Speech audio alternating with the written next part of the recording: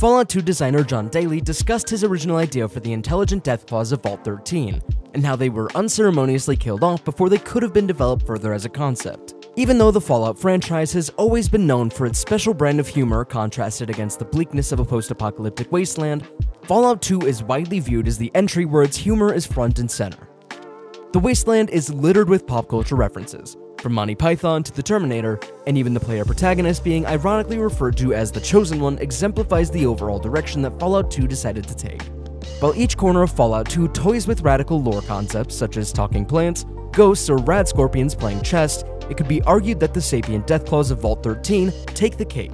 Deathclaws in Fallout are considered to be formidable, terrifying enemies, and taking down a Deathclaw is often seen as a rite of passage for new fans of the franchise. However, Fallout 2 subverts this concept entirely by placing them in the role of pacifists who escaped the Enclave and began a community of their own inside of Vault 13. This idea came from the mind of John Deiley, who recently sat down with The Gamer for an interview about Fallout 2's intelligent Deathclaws and what it was like to work with Chris Avellone.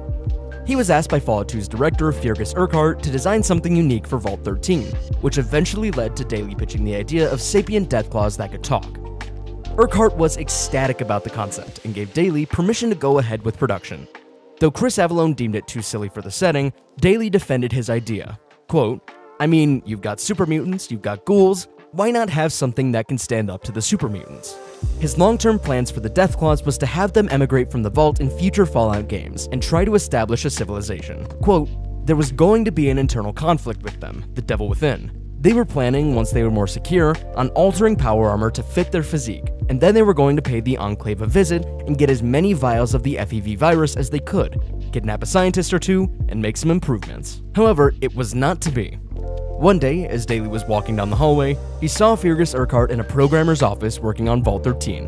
They had decided to cut the location from the Fallout game, but instead of removing it entirely, the intelligent Deathclaws in the final version of Fallout 2 are wiped out by the Enclave and Frank Horrigan, their super mutant Secret Service agent clad in power armor. While Fallout has a Deathclaw companion in Gorus, he and Zarn remain the only members of their kind after the events of Fallout 2, making any future appearances unlikely.